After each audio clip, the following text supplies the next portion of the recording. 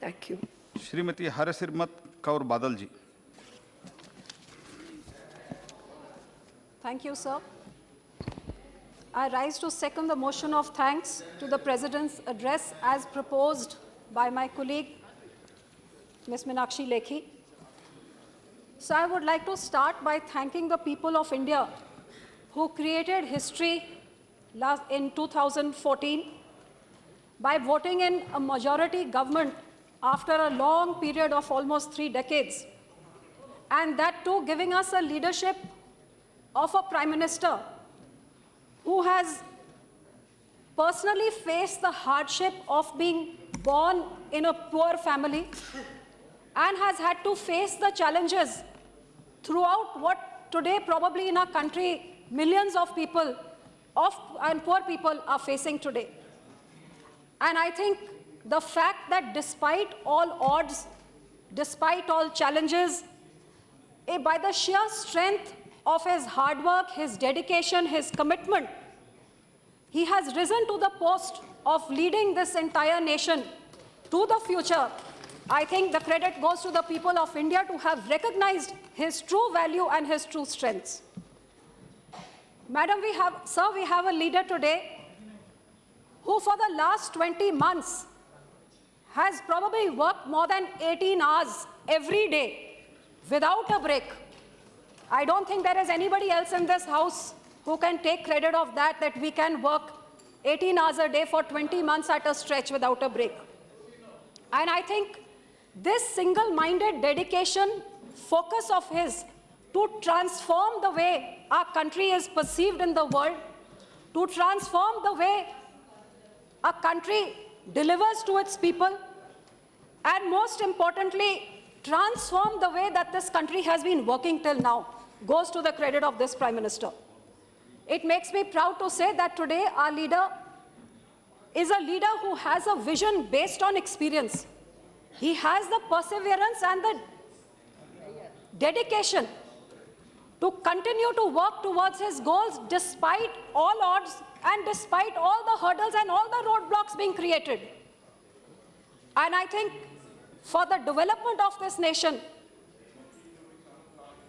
it is probably historic that where one individual is working day and night for the progress of the country, probably for the first time in history, a new government has come into power, and out of the 6 sessions of parliament which has taken place under a new government, or more than 3 have been a washout due to the disruptive politics of the people I will not mention, but the entire world knows who's in the well of the house and who's sitting in their seats trying to conduct some business.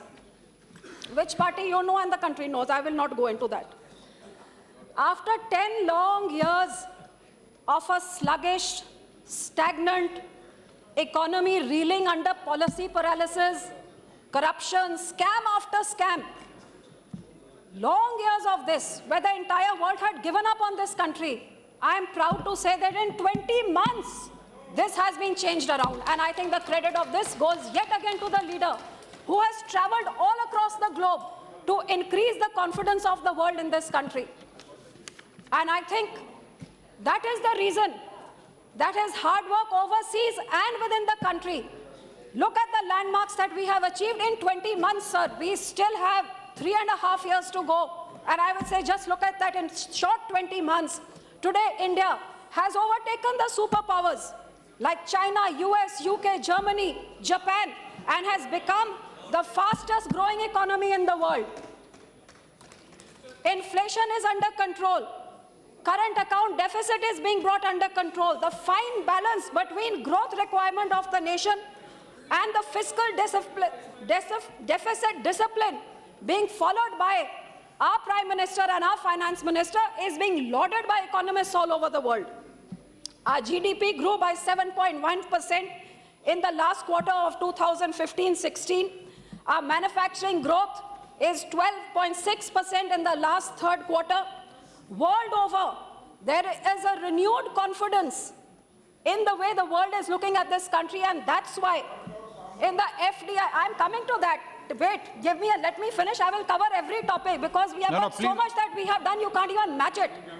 So, no, please running commentary मत करो और आपका भी बारी आएगा ना. क्षमता नहीं है यही कारण है कि जब हम अपनी उपलब्धियां बोलेंगे ये शोर मचाएंगे, ये पार्लियामेंट चलने नहीं देंगे, क्योंकि इनसे बर्दाश्त नहीं होता कि लोगों ने उठा के इन्हें बाहर फेंक दिया और यहाँ एक प्रधानमंत्री को लेके आए हैं जो अपने काम करने में लगे हुए हैं। ये इनसे बर्दाश्त नहीं हो रहा है।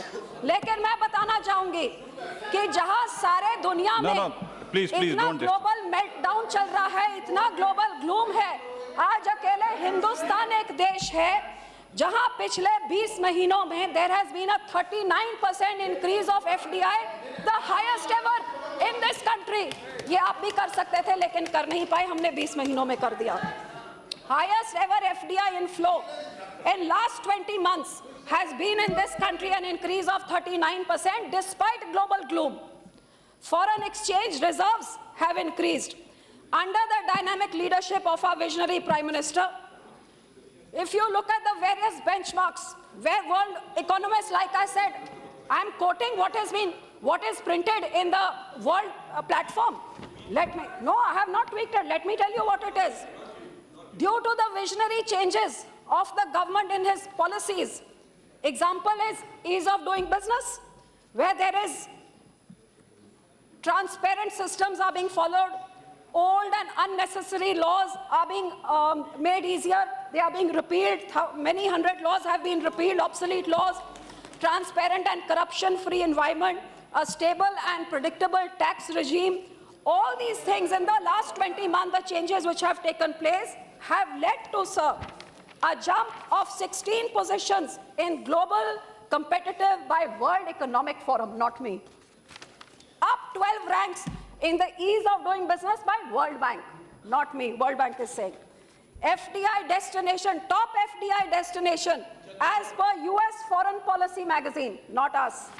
From an era of scams and corruption, India now ranks second in the World Trust in National Government Survey. The trust confidence, which used to be 73%, has now come up to 55%, making us the second in the world. Unprecedented growth of 32% in national brand value, up 13 points in the ranking in travel and tourism index. All these rankings in a short span of 20 months go to show something, whether you admit it or you don't. The facts and the figures speak for themselves, and I suggest you start digesting that. Madam, I'm glad you're happy. Good, good. Sir, not only did the Honorable Prime Minister, I was supposed to speak in the morning, so that's why. Sir, not only did the Honorable Prime Minister travel across the globe to build the confidence of international community and the rest of the world towards us, but I must say that even within the country, if you look in this short time, the kind of landmark decisions that have been taken clearly bear his decisive stamp and his intention to reach the last man in the line in every way. First of all, in the true spirit of collective federalism, for the first time, the government decided to transfer additional funds to the states from 32% to 42%, which no government did till now. Our Prime Minister decided to do it. Why not? He's done it. Who else did it? No, please address the chair, madam. Please don't disturb. So additional funds to the state has been something that our Prime Minister, instead of holding everything which an earlier government used to do, one thumb rule applies to everyone. Here we have opened our hands and given it to the states and let them decide what they want to do with their funds. Sir, transparency and honesty is the hallmark of this government. I'm happy to say that in a corruption-ridden, scam-ridden past that we inherited, today, this government, in its 20 months, has worked to ensure transparency and honesty. Scams and corruption, crony capitalism. Please don't talk like that. अच्छा बताइए, भ्रष्टाचार की मैं बात करती हूँ। आपके time में जब ऑक्शंस होते थे, अरबों करोड़ों पैसे कहाँ जाता था, देश जानता है। don't. आज हमारी कोल allocation. Don't interrupt. Sorry, please don't interrupt. You will have your chance. No, why you are interrupt? No, please. Nothing will go on record. आप कृपया बैठ जाइए. You can no, please. Sir सुना नहीं जा रहा है. लूट बोरिया जी प्लीज सिट डाउन। ना आप बैठिए ना, आपका बारी आ जाएगा ना। when your turn comes, you can reply, no? Sir, जिनको कई सदियों से लूटने की आदत थी, अब 20 महीनों से लूटने को नहीं मिल रहा है, तो फिर पेट में तो अब दर्द होगा ना इनको, पर इनके पेट का दर्द का इलाज तो हमारे पास नहीं है। सर, जहां पे अच्छा लूट लिया तो यहाँ दूसरी बारी बैठे बैठे बात करने का ठीक नहीं है। सर, प्लीज, ये जो लुटेरे लूटने वालों की बात करते हैं, जो खुद लूट लूट के कहाँ देश को कहाँ ले गए हैं, आज मैं कहना चाहूंगी कि जो पैसा ये लूटते थे, मुझे मान है कि हमारी सरकार उन्हीं चीजों की ऑक्शन से आज खजाने में पैसा भर रही है। जब मैं कोल ऑक्शन की बात करूं, no, please, no, 1 second, madam, no, there should not be any running commentary. You will have your turn. Please, no, you can reply. No, you have all chance. You have all fair chances to reply. You please address the chair, madam. जी sir, I'm only addressing you. सब बिल्कुल एक और देखिए, हाँ, वो अच्छा खबर सुनना नहीं चाहते, देखना नहीं चाहते, इसलिए स्पीकर को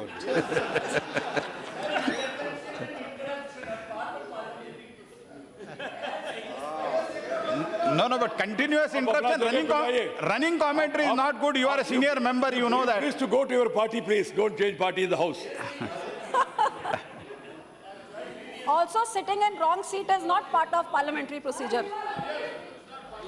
So, सर, मैं आज देश को बताना चाहूंगी कि जो लुटेरों की सरकार होती थी और लूट लूट के खजाने के पैसा पता नहीं कहां जाता था, आज मुझे मान है कि 20 महीनों के अंदर जे कोल की ऑक्शन हुई तो 3.3 लाख करोड़ आज कोल ऑक्शन में देश के खजाने में भरा गया है। वो पहले कहां जाता था? आप बैठिए, कृपया बैठिए, बुरिया जी प्लीज सिट डाउन। जानना चाहता है सर, जब स्पेक्ट्रम की बात होती है तो जो स्पेक्ट्रम में जो घपले घोटाले होते थे, वो सारे देश में चर्चा होती थी, जो कहते थे कि कोई उसमें से लॉस ही नहीं हुआ।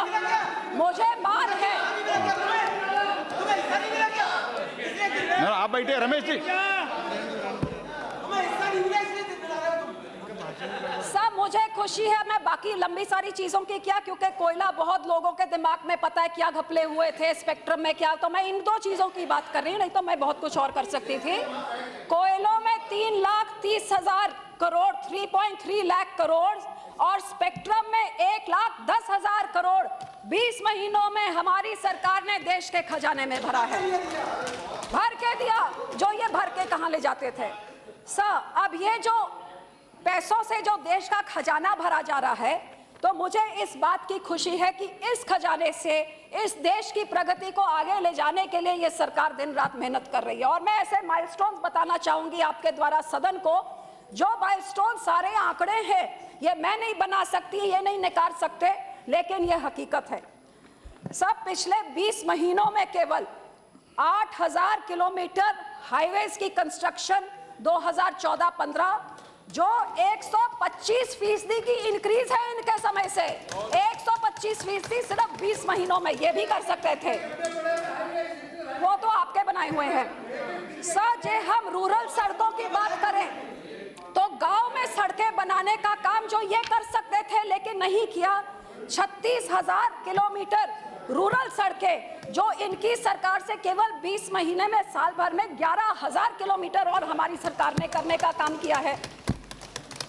सर, जो रेलवेज के ब्रॉड गेज कन्वर्जन है 65% उसमें इंक्रीज हुई है सर, और हाईएस्ट एवर जो बिजली की जनरेशन, आज गांव के लोग क्या चाहते हैं, वो चाहते हैं हमारा इंफ्रास्ट्रक्चर बने, हमारी सड़क बने, हमें घर मिले, हमें बिजली मिले। सब मुझे मान है कि 20 महीनों के अंदर 2015 में हमारी सरकार ने सबसे ज्यादा बिजली की जनरेशन इस सरकार ने करके दी। ये भी कर सकते थे, क्यों नहीं किया। हमारी सोलर एनर्जी की इंस्टॉल्ड कैपेसिटी केवल 20 महीनों में हमने दुगनी भी कर दी और कीमतें भी सोलर एनर्जी के उसके टैरिफ्स भी घटा दिए। ये देन इस सरकार की है। सर जी, आप देखिए, कोयले के बारे में मैंने आपको बताया कि कितना पैसा हमने खजाने में डाला। जहां मुझे इस बात की खुशी है कि हमारे कोल इंडिया में 9.8% कोल का उनका इंक्रीज हुआ है, लेकिन highest ever growth coal sector में अभी हुआ है। 63% increase in broadband users. Sir, ये सब एक ये लेवल्स है जो हमने अनप्रेसिडेंटेड, जो आज से पहले कभी हो नहीं सका था, वो माननीय प्रधानमंत्री जी ने 20 महीने में करके दिखाया। अच्छा सर, अब मैं आना चाहूंगी जो हमारे प्रधानमंत्री जी की जो उनका ड्रीम विजन, जैसे मैंने शुरुआत में कहा कि माननीय प्रधानमंत्री जी जिस तरह के परिवार से वो आए, जैसे कि चैलेंजेस उन्होंने फेस करी और जो उन्होंने बीते हुए हालात देखे हैं, आज मुझे मान है कि ये देश अपने सारे रिसोर्सेज और सारी ताकत जे कहीं लगा रहा है, तो वो अंत्योदय उस सोच के साथ कि जो कतार की सबसे पिछली श्रेणी में खड़ा गरीब दबा कुचला पिछला इंसान है, आज ऐसी योजनाएं बनाई जाए जो उस तक पहुंच सके। जो पहले केवल बातें होती थी, आज जमीनी वो हकीकत बनती हुई दिख रही हैं और शायद यही हकीकत कई लोगों को पच नहीं रही है। सर, गरीबों की उन्नति हमारे माननीय प्रधानमंत्री जी का एक मात्र लक्ष्य अगले 5 सालों के लिए, उनमें उनके लक्ष्यों में से सबसे 1 नंबर का लक्ष्य, और मुझे खुशी है कि सरकार बनते सारी जन धन योजना, एक ऐसी योजना जो गरीब कभी बैंक की शक्ल देखने लायक नहीं थे, उनको कोई अंदर घुसने नहीं देता था, बैंक वाले उनके मगर जाके आज हमारे देश के तकरीबन 100% के आसपास लोगों के खाते खोले गए हैं। 21 करोड़ नए परिवारों के खाते खोले गए, 21 करोड़, और इन कोई बंद नहीं हो रहा है, और इनमें 32,000 करोड़ रुपए इन गरीबों में, इन खातों में डिपॉजिट किया गया। सर, आज वो गरीबों को ऐसी बीमा सिक्योरिटी देने की योजना जो कोई सरकार सोच सकती थी, लेकिन कई सरकारें ऐसी रहीं जो करीबी देखी नहीं है, सिर्फ गरीबी के नाम पे फोटो खिंचाई हैं। लेकिन ऐसी बीमा योजना 1 रुपया दिन, हाँ देखी होगी ना, तभी तो इधर हूं, 1 रुपया दिन का या 1 रुपया महीने का, ऐसी सस्ती योजना बीमा की शायद मुझे लगता है दुनिया के इतिहास में नहीं होगा। चाहे आप लीजिए पीएम सुरक्षा बीमा योजना, केवल 1 रुपया महीना, जीवन बीमा योजना, प्रधानमंत्री जीवन बीमा योजना केवल 1 रुपया दिन का, गरीब से गरीब इंसान 12 रुपए महीना या 330 रुपए महीना जमा करके 2 साल में 2 लाख रुपए का उसको बीमा ये मिल सकता है। ऐसे की बीमा योजना जो सबसे पिछली श्रेणी में खड़े हुआ, चाहे वो भीख मांगता हुआ गरीब हो, कोई हो, वो भी 1 रुपया दिन का या 1 रुपया महीने का जमा करके इस बीमा का फायदा ले सकता है। सो ये मैं माननीय प्रधानमंत्री जी को, मैं इसकी पूरा उनको धन्यवाद करती हूं कि उस गरीब के बारे सोचा जिस गरीब की बातें तो सब करते हैं लेकिन करते किसी के लिए कोई नहीं है, और आज करोड़ों लोगों ने इस बीमा का अपना योजना करा के उनको ये सुरक्षा मिली है कि ऐसे कोई हादसे होने के कारण कम से कम परिवार के लिए कुछ वो पीछे रह जाएगा। सर, हमारे देश में जब हम जाते हैं, आप लोग सब गांव में जाते हैं, गरीबों की सबसे पहली मांग होती है कि हमारे पास घर हो। मुझे मान है कि प्रधानमंत्री जी ने प्रधानमंत्री आवास योजना का निशाना बनाया कि 2 करोड़ घर बनाए जाएंगे जो स्लम ड्वेलर्स हैं और गरीब से गरीब जो इकोनॉमिकली बैकवर्ड लोग हैं, और 4.25 लाख घरों के बनाने के लिए 26,000 करोड़ रुपए सैंक्शन हो भी चुके हैं, और 4.25 लाख गरीबों को ये घर बनाने का काम हमारी सरकार ने पिछले 20 महीनों में शुरू कर दिया है।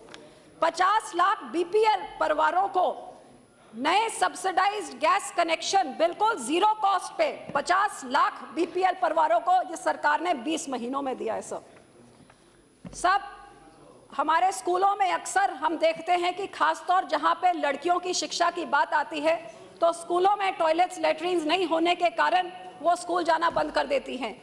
इतनी छोटी छोटी चीज़ों को भी हमारे प्रधानमंत्री जी ने पहचाना, और मुझे मान है कि पिछले 1 साल में 4,18,000 टॉयलेट्स 2 लाख से ज़्यादा स्कूलों में बनाए गए, और तकरीबन 14 करोड़ बच्चों का इन टॉयलेट्स के बनने से उनका फायदा होगा। तो कितनी छोटी सी चीज़ और कितनी बड़ी आबादी को उनकी ज़िंदगी में कितना बड़ा बदलाव ला सकती है।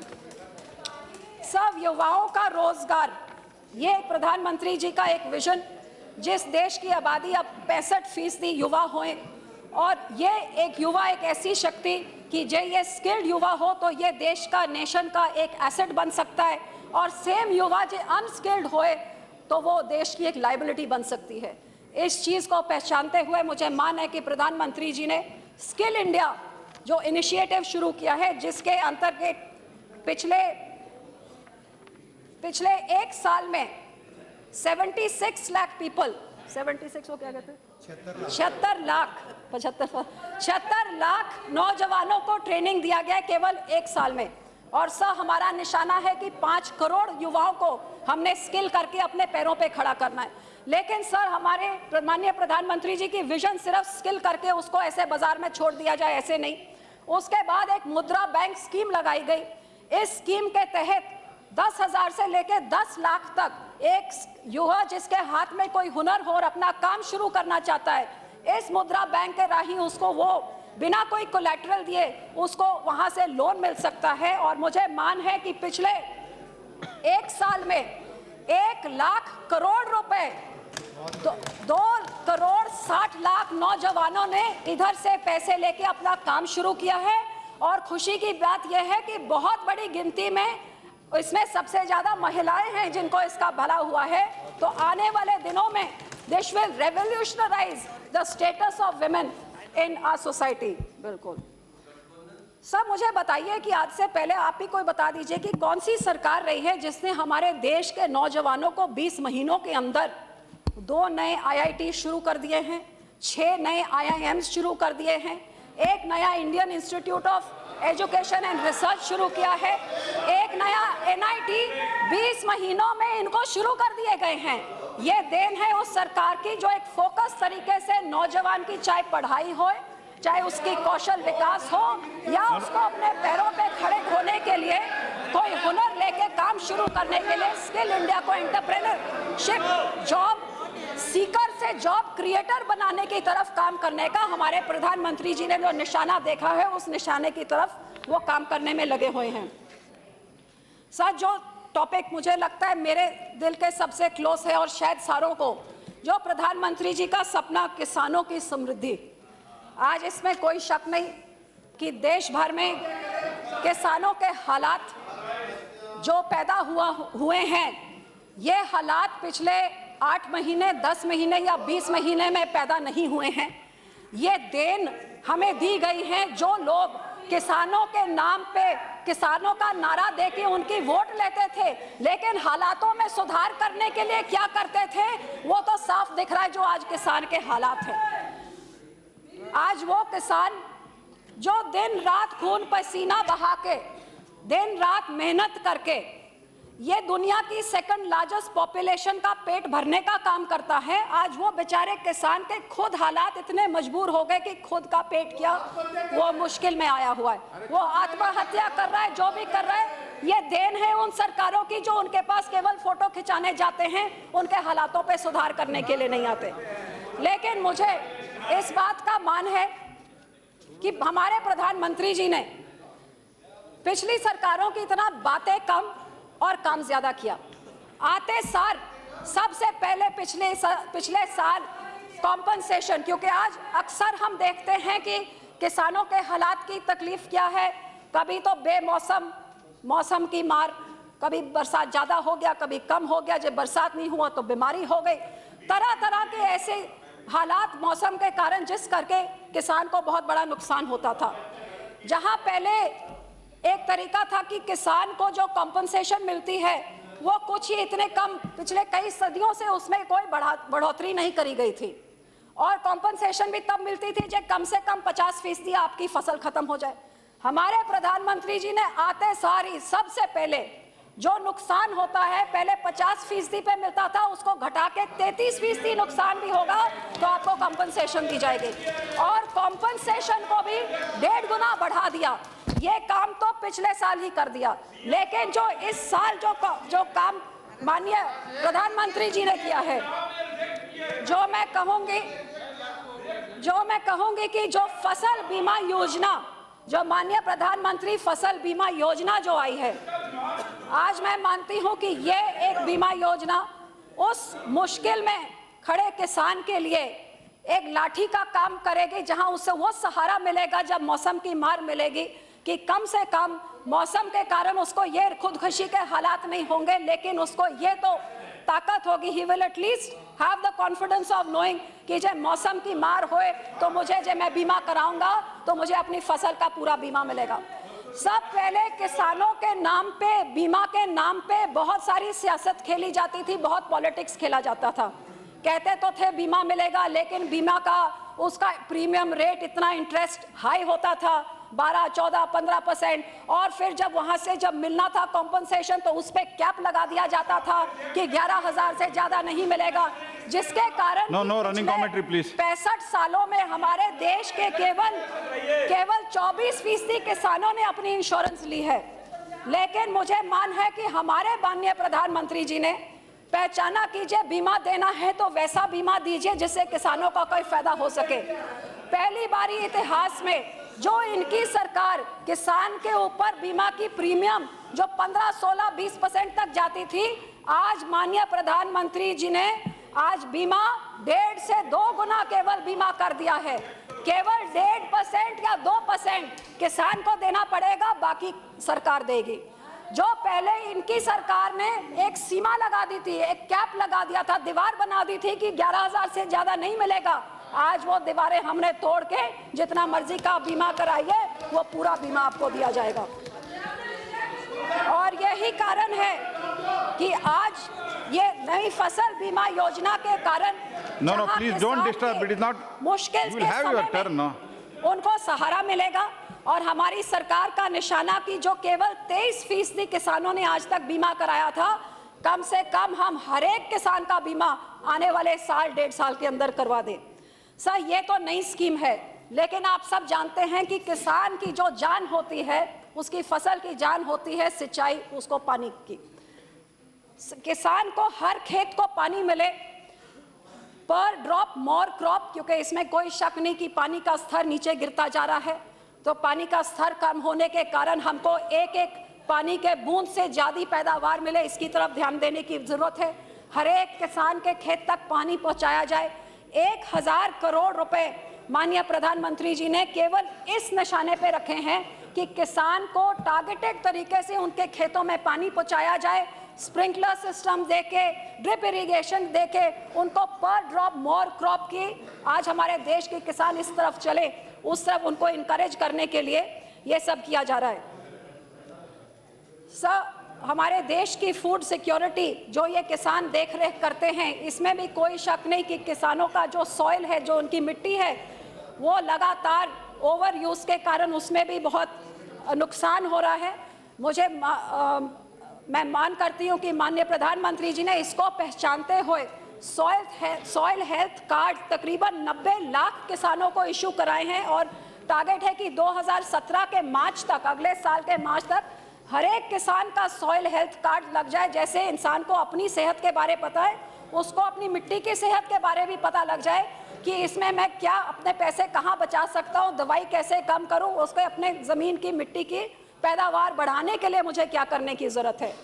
सर, 24/7 एक किसान चैनल बिल्कुल किसानों के लिए डेडिकेट किया गया, जहां उनको लेटेस्ट टेक्नोलॉजी, तौर तरीके, हर तरह की इंफॉर्मेशन दी जाए, जो बिल्कुल रिमोट एरियाज में भी जो किसान हैं उनको मौसम कैसे होने वाला है, कब वो बिजाई करे, कब सिंचाई करे, ये सारी जानकारी उनको मिल सकती है।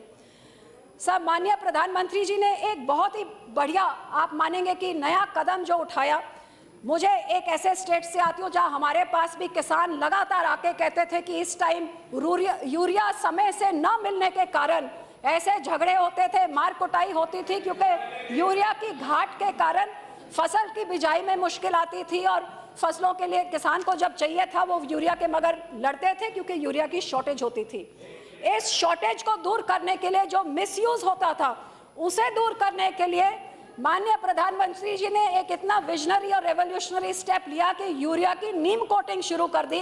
और आपको खुशी होगी जान के कि इस साल किसी स्टेट से कोई दिक्कत नहीं आई, किसी का फोन नहीं आया, किसी का पता नहीं आया कि हमें यूरिया नहीं मिली, क्योंकि नीम कोटेड यूरिया पूरा किसानों तक पहुंच सका। सब कई सारी ये चीज़ों के कारण जहां हमारे देश में दूध का पैदावार बढ़ा है, फिशरीज में बढ़ोतरी हुई है, लेकिन मैं आज भी मानती हूं कि अगर किसानों को असली सही तरीके में उनको समृद्ध करना है, उनको आगे बढ़ना है, तो केवल खेती बाड़ी में नहीं, लेकिन फूड प्रोसेसिंग खाद्य प्रसंस्करण की तरफ उनको लेके जाना पड़ेगा। आज जो किसान अपने खेत में उगाता है उस फसल को वो वैल्यू ऐड करके अपनी आमदन में कैसे बढ़ोतरी कर सके, उसको उस तरफ ले जाने की वो एम्फोसिस देने की जोर है। क्योंकि आप समझ सकते हैं कि फूड प्रोसेसिंग इंडस्ट्री एक ऐसी इंडस्ट्री है जो फार्मर को और इंडस्ट्री को लिंक करती है, एक ब्रिज का काम करती है। और इसमें कोई शक नहीं कि फूड प्रोसेसिंग इंडस्ट्री जितना प्रोग्रेस करती है उतना किसान की फसलों की डिमांड बढ़ती है। जब फसलों की डिमांड बढ़ेगी, जब इंडस्ट्री किसान, आज तो किसान मंडी में भागता है कि कोई खरीद ले, सही दाम दे दे, अब ये इंडस्ट्री किसान के मगर भागेगी क्योंकि उनकी इंडस्ट्री किसान के फसल के साथ चलेगी। तो जब उसको सही जब डिमांड बढ़ेगी तो उसको सही कीमतें मिलेंगी। कीमतों के साथ साथ इस इंडस्ट्री को किसान के साथ पार्टनर करना पड़ेगा, क्योंकि उसकी फसल उसको ऐसी मिले जिससे उसकी इंडस्ट्री में मुनाफा हो। वो किसान को वो टेक्नोलॉजी, वो नो हाउ, वो सीड्स, वो इंफ्रास्ट्रक्चर क्रिएट करके देगा जो आज किसान अपने बलबूते पे नहीं कर सकता। सो मैं समझती हूँ कि इस चीज़ को माननीय प्रधानमंत्री जी ने पहचानते हुए मुझे खुशी है कि फूड प्रोसेसिंग इंडस्ट्री जो पहले एग्रीकल्चर का एक हिस्सा होती थी, पूरा फोकस देने के लिए इस फूड प्रोसेसिंग मिनिस्ट्री को अलग किया। और यही कारण है कि वो इंफ्रास्ट्रक्चर क्रिएट किया जाए जिससे किसानों को ज़मीन में फ़ायदा हो सके।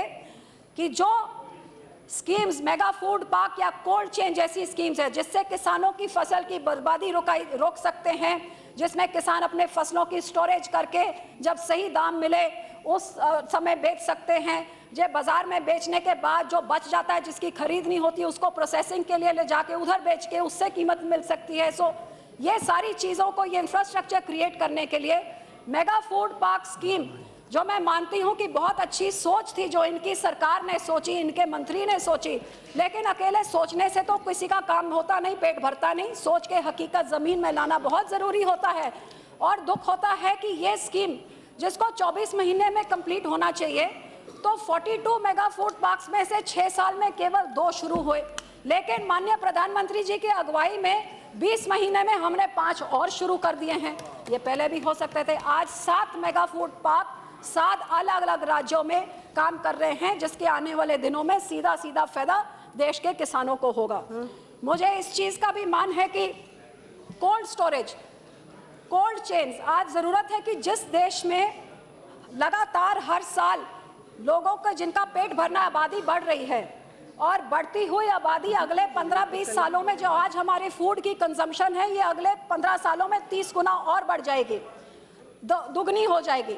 और एक तरफ फूड की कंजम्पशन बढ़ रही है, दूसरी तरफ हमारे देश में वेस्टेजेस भी बहुत होते हैं। तो ये वेस्टेजेस को घटा के इस खाने को आबादी के लिए अवेलेबल करने के लिए कोल्ड चेन का इंफ्रास्ट्रक्चर होए, ताकि खेत से लेके थाली तक एक सीमलेस तरीके से बिना जीरो वेस्टेज के साथ लोगों तक सही दाम में न्यूट्रिशियस खाना पहुंच सके। मैडम, मुझे मान है कि कोल्ड स्टोरेज की, कोल्ड चेन्स की क्रिएशन जो इनकी सरकार ने 4 साल में 37 किए थे, हमने 20 महीने में 37 और खड़े कर दिए हैं।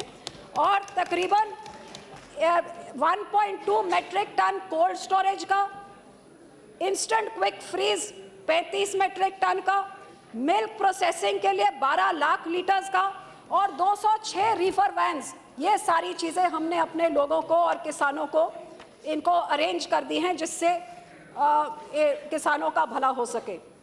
सो जहाँ पे हर तरफ से इस सरकार का निशाना रहा है कि चाहे किसान हो, चाहे युवा हो, चाहे गरीब हो, चाहे सड़क हो, बिजली हो, पानी हो, खेती हो, या फिर दुनिया को हमें देखने का नजरिया हो, 20 महीनों में इस चीज़ों को कोई नहीं नकार सकता कि आज दुनिया ने हमारी तरफ नजरें बदली हैं। जो देखता नहीं था, सारी दुनिया हमारी तरफ देख रही है।